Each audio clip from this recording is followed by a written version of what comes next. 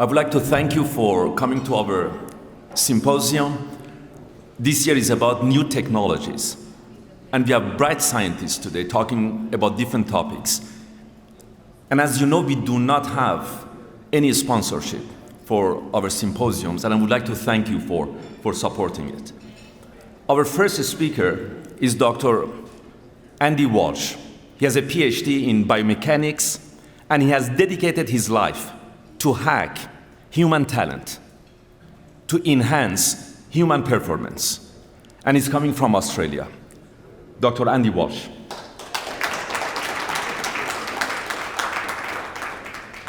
Thank you. Well, good morning, everybody. Can you understand my accent? Good. I'll just start my little timer here so I make sure I don't go over for the rest of the day.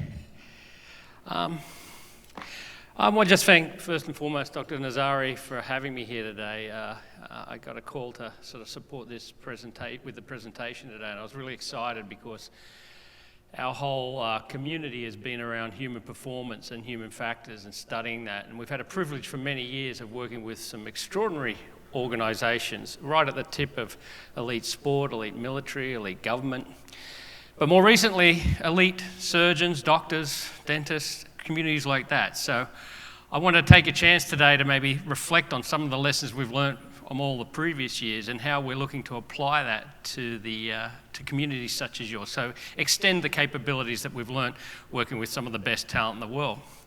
So this is going to be more of a fun presentation, a little bit more edutainment, because I think when we talk about humans and what we really understand about how humans perform, we really haven't cracked the code of science yet. And I say yet because I think you're going to see some presentations following that really start to speak to that idea of what's possible now and what we could potentially do if we could crack through and really get to understand the nuance of what makes humans more human. So I'm going to start with the little introduction. I'm part of a group called the Liminal Collective. We're a group of scientists, performers, creatives, individuals fascinated with the very pinnacle of human factors, and our goal is to sort of expand what's possible for humanity. So take, sort of, if you like, enabling humanity's boldest endeavours, so take things that can't possibly be done today and make sure that we can support them in such a way that they can be achieved. So the scope's very broad. As I said, I'm going to start with a little bit of the history because it's a little bit more fun. So my background was the Australian Olympic Committee for many years, professional sports, professional teams back home for many, many years. And then I was brought to the States in '99 to talk about and help set up a program for the Winter Olympics for Salt Lake for 2002. That then broadened into government programs. I spent 3 years with DARPA, et cetera, et cetera, et cetera. The final part of my training before we started working on this program was with Red Bull. So that really gave me a perspective of talent.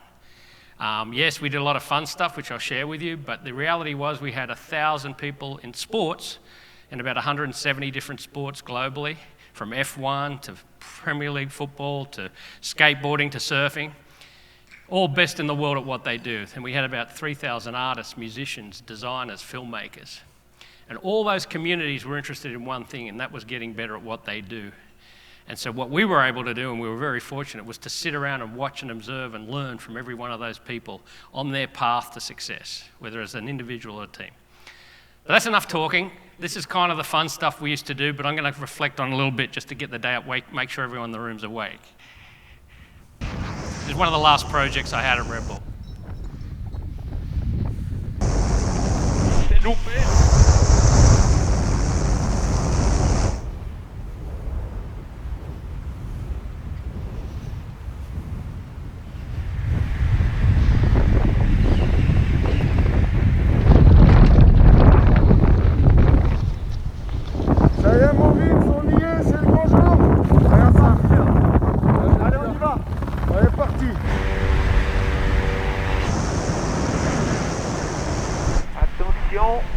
Attention, go!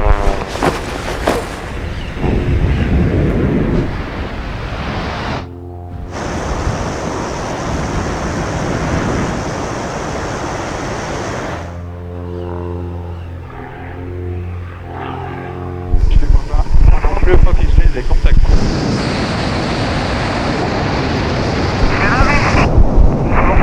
Bon.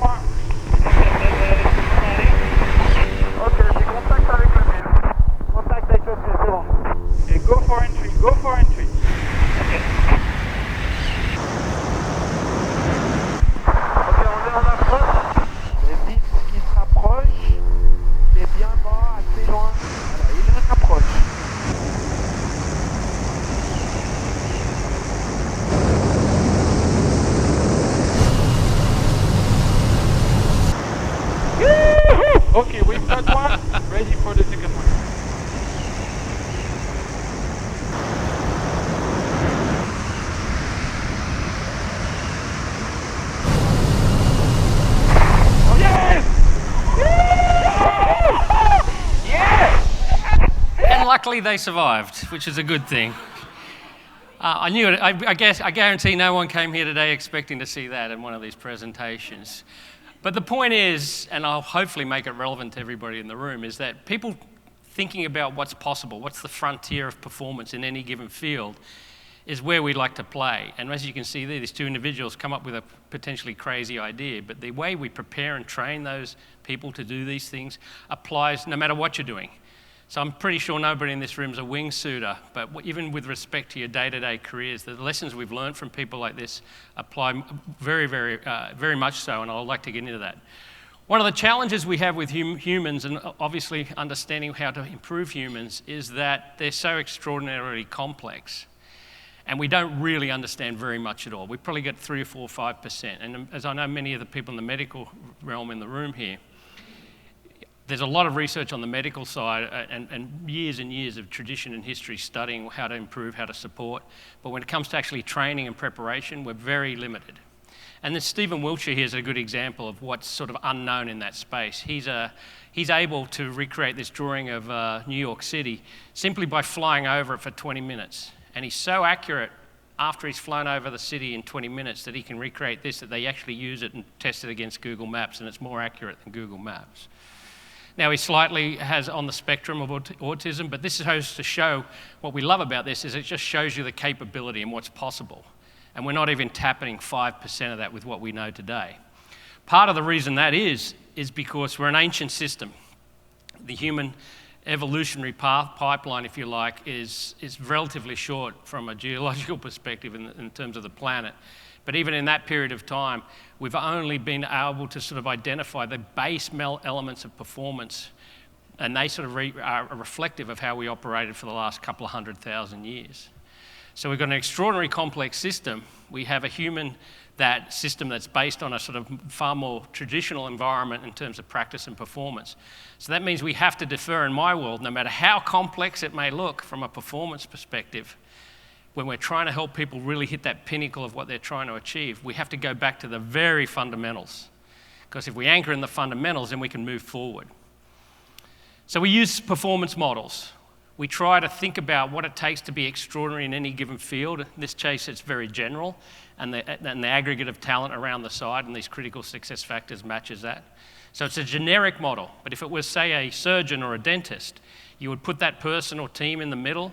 You would identify all those elements that are critical to performance in terms of making them and improving them, and then you start to pick them apart one by one.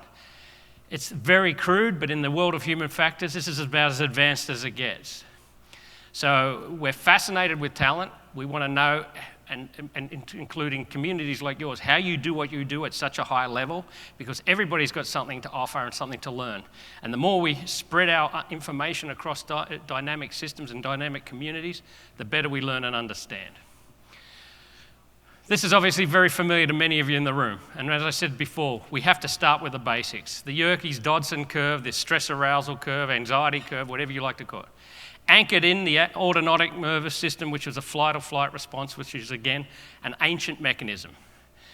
And I think you'll all remember this if you're going back to your first year at college or, your first year of medical school.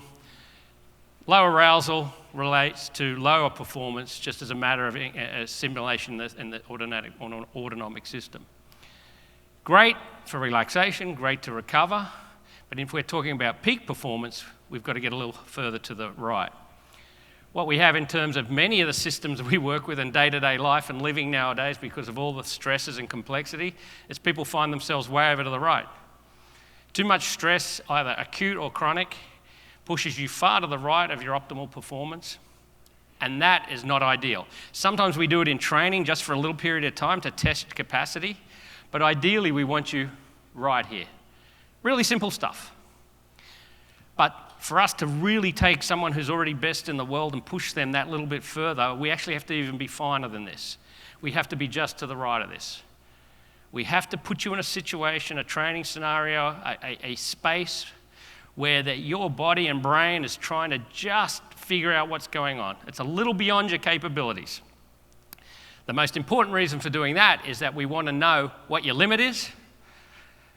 So if we don't push you far enough in your training or preparation, we don't know what you've got in the tank, so we need to push you just past that point. so that we know what you've got to work with, and we also need to know it so that we can understand your capability for adaptation. Because ultimately, we're trying to get you to that level of higher performance by managing the state. And as advanced as we are with all human technologies right now, understanding where someone is on any given moment and any given time from a neurocognitive and physiological perspective is still the holy grail. No one's cracked that code. If you can manage to understand where someone is along that curve precisely, as I identified in that green, you can present information, you can present training, and you can optimize learning in a way that's profound.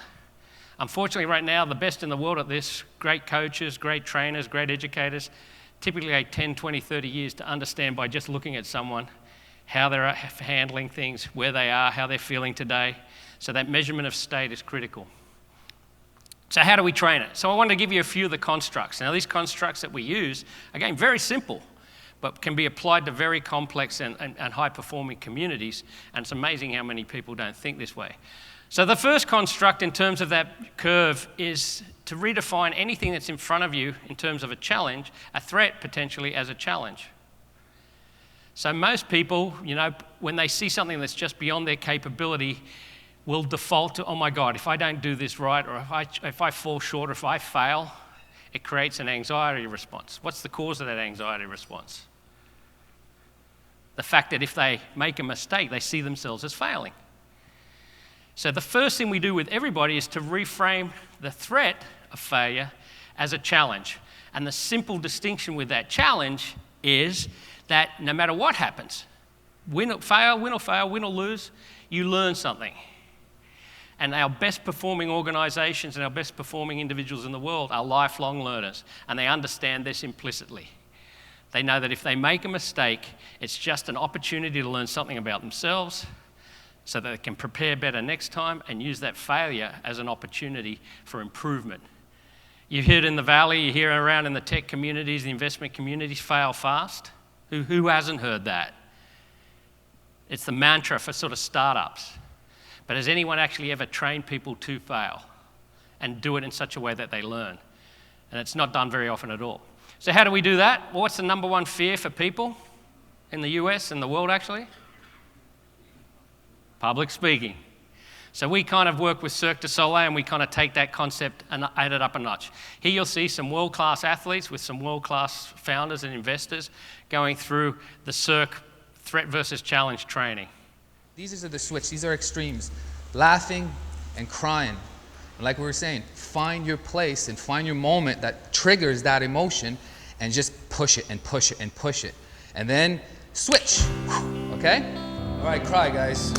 Cry. Actually getting up in front of a crowd and really letting go and actually showing emotions, laughing and crying and jumping around, screaming, all these energy exercises and all these different things. I felt like that to me was by far the hardest thing ever. Switch, laugh! That was close, man! I won't let it move on, but the point being, it looks kind of random, doesn't it? But you take an individual and you put them in a situation where there is a perceived threat, in this case to their ego, to their performance, you can ramp them very quickly. And we could demonstrate it here if we grab some from the audience right now and ask them to come out here and sing their favorite song. Any volunteers? Unless you're a professional singer, you're going to tack way over to the right of that curve. Now, if we support you and we encourage you and we give you a little bit of background sort of familiarity, you're going to go through it and survive and do pretty well. But this is the idea of what we're doing here. You heard DK say it's the hardest thing he's ever had to do. In that video, that was a young gentleman that mentioned that. This is his day job.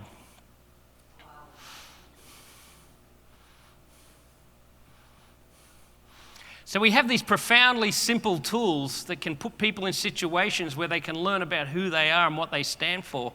Not very complicated, but it's amazing how even these basic concepts don't have any real understanding in the broader community. The next one is assess versus assume. And again, it's rooted in an ancient sort of biological system, behavioral biological system. If you're walking through the savannah of Africa 50,000 years ago and you hear something rustling in the grass, what's the assumption? snake, tiger, lion, death, something's going to kill me, which is fair. So we're still wired for that. In the absence of information or a little bit of information, what do humans default to? Worst case scenario, fear. What if? What if I don't do that? What if my kid falls over? What if I mess up this surgery? That idea is, again, rooted in an ancient mechanism. So you have to train it. You have to practice it.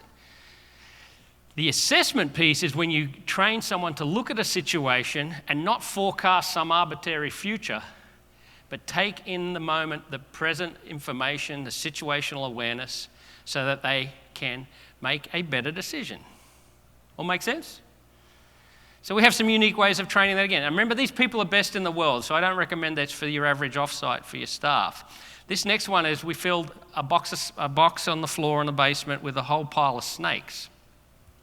And then we bring the talent in, again, business people and athletes, and we blindfold them and tell them, you've got to crawl through this box of snakes, but you have to be very quiet and calm. And if you're not calm, you're going to get them excited. So see what I'm doing? I'm gearing the whole thing on our side. For us, I fear apologise, is it's a not little hard to see, bad but it thing. gets better. It's actually a tool, it's a trigger. It brings you up, and in many cases, you need to be brought up to get ready to do what it is you're about to do. I knew I was scared of snakes, but I've never actually put myself in a position where I had to be near them. Remember the two things: slow movements, low stress. At first, I was doing my deep breaths, and I almost didn't really sink in what I was doing. Apparently, I kind of charged. Everyone else was taking their time, and I just wanted to get through. It's hard there. to see, but she's crawling through My heart rate the went box. from sitting down beforehand at 37 to 170 while I was just crawling in there. Learning to face that kind of primal fear and having the experience of feeling probably the most fear I've felt and overcoming it, and how amazing that feels afterwards just gives us the confidence to do that again and again. So you might ask, what's crawling through snakes got to do with anything? She's a world class, actually, this was a month before the Olympics in Rio. But did you hear what she said about her heart rate? It's normally at 37, which is pretty low, but she's a triathlete, so she's pretty fit.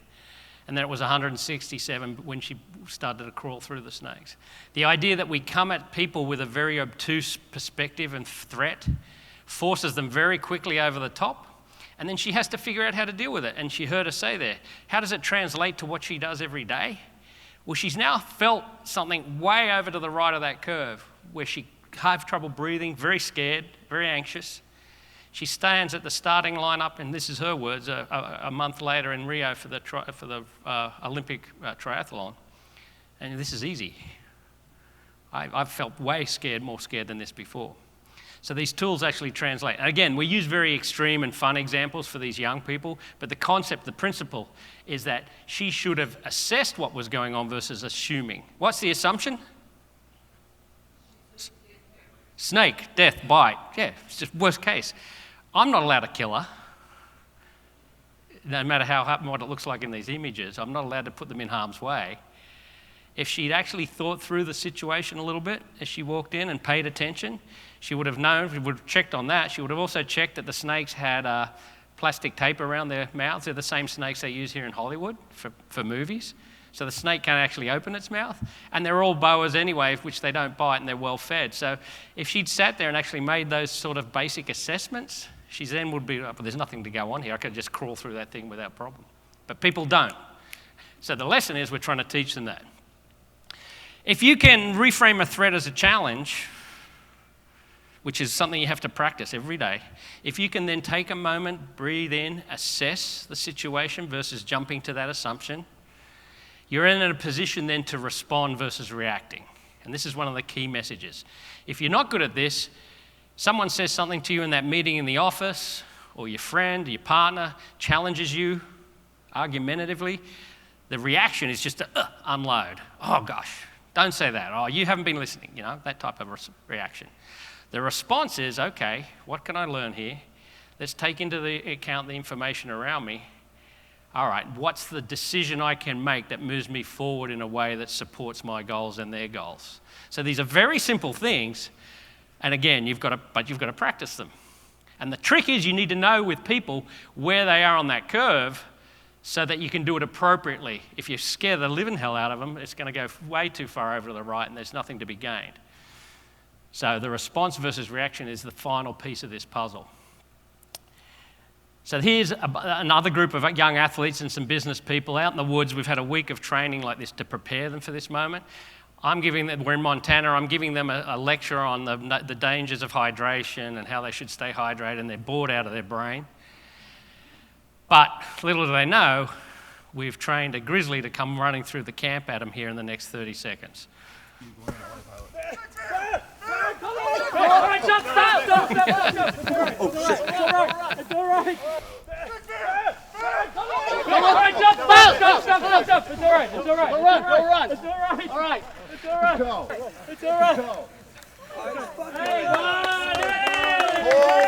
He actually slowed down because he's such a baby, this bear, but he made the point.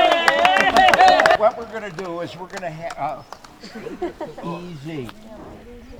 Listen carefully because you guys will all be interacting tactilely with him.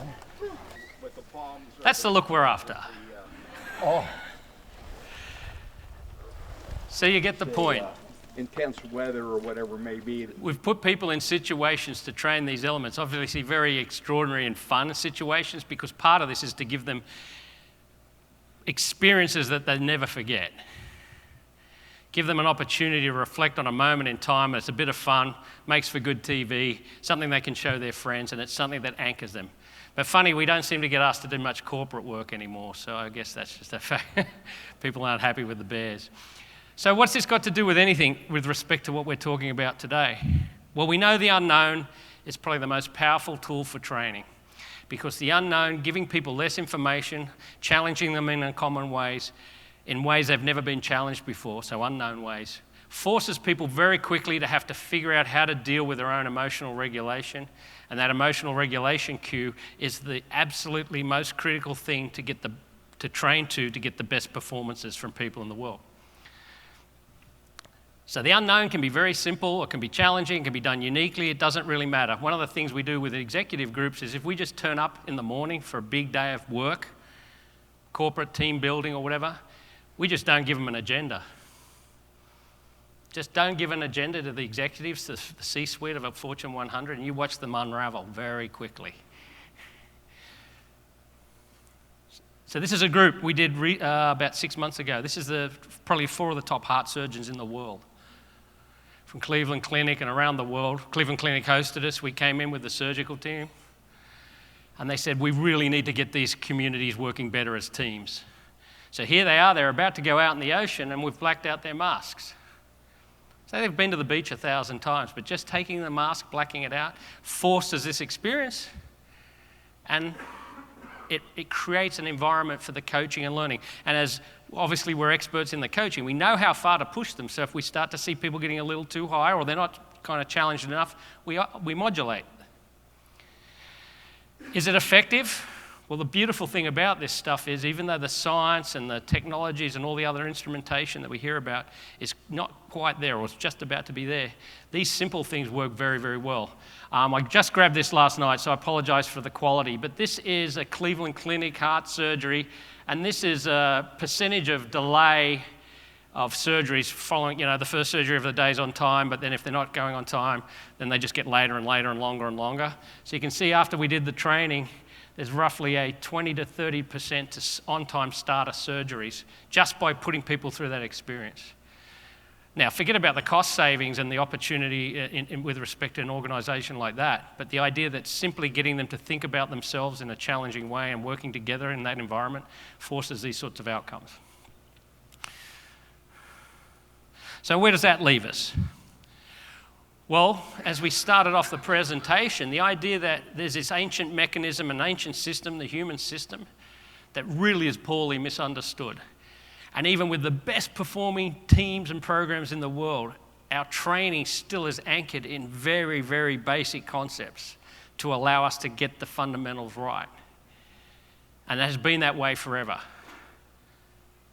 But now, and especially in the last several years, and our next presenter will speak to that, there's an opportunity to take control of that. For the first time in history, we're able to look at the human performance state through a lens of technologies and technology, software and hardware that allows us to modulate exactly where people are on that curve and understand where they are so that we can train them more effectively.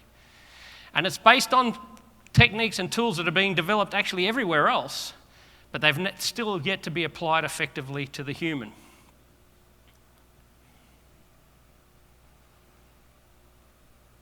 Here's a friend of ours locally who's just developed this new AI platform.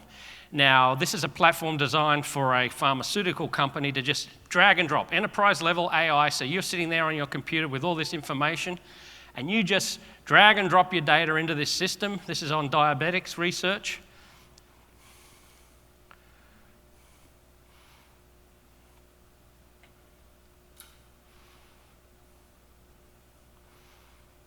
Stuff that was impossible several years ago is now, due to the technology investment, creating powerful, powerful tools. This is obviously to understand medical and health, but the opportunities for coaching, training, education are just sitting there waiting to be transferred. You can see it's a real-time query, powerful, powerful tools, which in the past took this particular pharmaceutical company 2,000 to 3,000 analysts 6 to 12 months to do, to scrape through and to get this data like this. So I think it just shows you that these things are starting to come, and why are they important to what we're doing? Well, here's another one, just alone on the data, but to understand some of the research. There's thousands and thousands of research papers out there. Not many of them are actually accurate, but the ones that are really gold mines of information, but no one has time to read them. So a friend of ours, another AI scientist up in the valley, developed Primer AI. He developed it for a military application for tracking down information on counterterrorism. But now it's available for everything. So in this particular case, the machine goes out, looks at the web every day, all the aspects of information that it can gather and scrape together on a particular topic. You just type the topic in. This time it's asking to talk about DNA analysis with respect to CRISPR. And it's just showing you real time how it goes out and starts to write a brief. So it's writing a brief on a topic that you've chosen. And people go, well, great, how good is that? Well, the briefs are about 85% as accurate as human written briefs. So they still need a human in the loop, but what's important is that they are able to actually do the work of thousands of humans in milliseconds to allow the humans then to elevate off that platform. So for human factors, we've started to apply this to the very, very edges of our programming. It's very simple to apply it to real data in terms of performance, how to make someone fitter, how to improve their VO2, all those sorts of things. But when you're talking about creativity and compassion and empathy, critical thinking, these skills that are really the only areas of humanity left to train and practice, because the machine's starting to take all the basic stuff off the plate. Gives us insights into processes we've never had. So we did the same thing using both those previous technologies and applied it to creativity. How do we get all the information in the world aggregated on that topic so that we can use it to improve people's lives with respect to thinking outside the box, challenging different ideas? And this is what it looked like, and there's a whole platform around that. So even the edges of what's possible are starting to be opened up with respect to the application of these tools that are being developed over here for very different reasons and applied to the human equation. And to what end, is sort of to this next step is, well, as I said, the human-machine interface is coming very quickly, and it's coming at a rate that I don't think anyone predicted. So the basic stuff of humanity, the jobs that have kept many of us busy for the last few hundred years, are going to disappear. But there's going to be a whole new range of opportunities opening up. So that's a fantastic idea to think about with respect to what's possible. If we can make people more human, make super creatives, super compassionate, super empathizers, super critical thinkers. This is the work we're coming together now with the best programs in the world, which is great to make the best better, but what's the real opportunity? Well, the opportunity is to translate this down to education, to kids. globally put it in places where they've never had access to, and start to make a huge difference. And even in sport, where we started at the beginning of the presentation, kids have to struggle through this every day on their own. What would happen if we could make a difference with that respect to that acceleration? So here's a young kid, a friend of ours, going off the first ski jump ever, and just listen to the process they're going through. I'll be fine. I'll do it. You turn up a little bit. Well,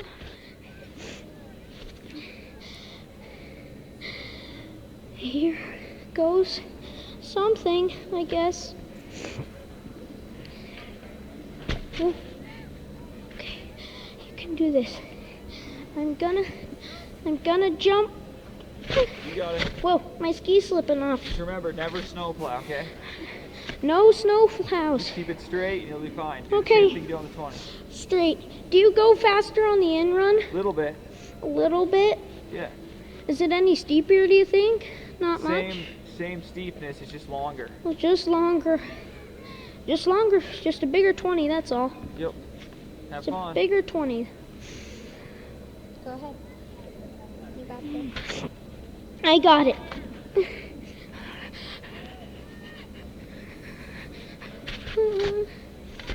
It's fine. You'll be fine. Okay. Here The longer you wait, you'll be more scared. I go.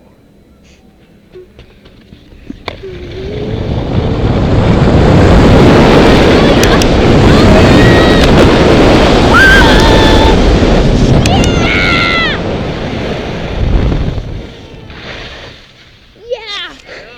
Isn't that fantastic? Just the suspense at the top of the first time freaks you out. That's the only thing. It's so fun. You hear that confidence?